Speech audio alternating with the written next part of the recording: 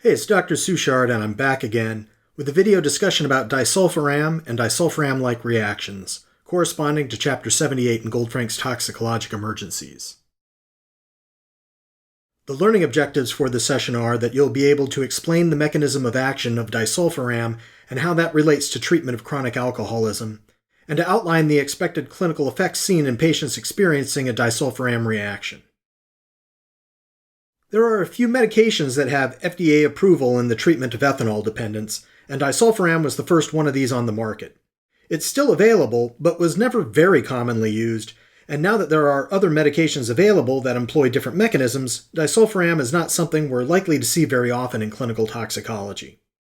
The way that disulfiram works is fairly straightforward. If a patient is taking disulfiram, and they don't drink alcohol, they'll be fine.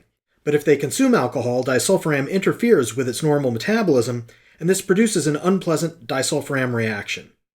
And if this occurs due to some other xenobiotic, then it could be called a disulfiram-like reaction, and sometimes it's called an antabuse reaction, because antabuse, anti-abuse, was the most commonly used brand name of disulfiram available. The textbook chapter also covers potential toxic effects from disulfiram itself, whether given chronically and therapeutically or from a disulfiram overdose, but these situations are even more rare than disulfiram reactions to begin with. And disulfiram has a few other potential indications that don't relate to acute clinical toxicology, but we're pretty much going to ignore all that and focus on the intentional adverse drug interaction between disulfiram and ethanol.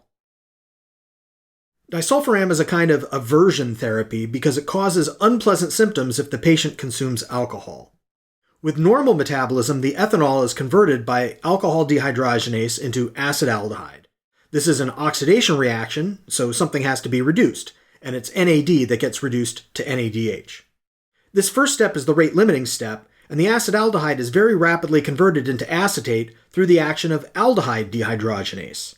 This is another oxidation reaction, again with NAD being simultaneously reduced to NADH.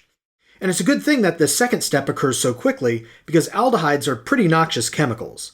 But if disulfiram is around, it inhibits aldehyde dehydrogenase, allowing the acetaldehyde to accumulate to toxic levels. And it's this acetaldehyde that causes the disulfiram reaction. The clinical effects include flushing of the skin through capillary vasodilation. The skin can also itch or develop hives, like are seen in allergic reactions. The patient can be sweaty, have a headache, be lightheaded, and nausea and vomiting are quite common. If the vasodilation is particularly severe, the patient can be hypotensive or even rarely in shock. Patients don't like feeling sick like this, and if it happens enough, or the threat of it happening is concerning enough, this will affect their drinking behaviors. And hopefully the patients will also be getting some kind of psychotherapy as well to change their behavior in the desired ways so they don't only have to get sick to get any positive results. But this kind of reaction doesn't only occur with disulfiram. There are several other xenobiotics that can cause a disulfiram-like reaction when combined with ethanol. Examples include some of the sulfonylurea drugs used to treat diabetes, coprinus mushrooms like the inky cap mushroom, which are edible and reportedly tasty, just don't drink wine along with your meal, and a few antibiotics, with the most notable one being metronidazole, common brand name Flagyl. Treatment of disulfiram reactions is primarily symptomatic and supportive, like much of toxicology care, but some directed therapies may be indicated. For most patients, this would mean they'd get IV fluids and antiemetics, perhaps also with antihistamines such as diphenhydramine to help treat flushing and itching.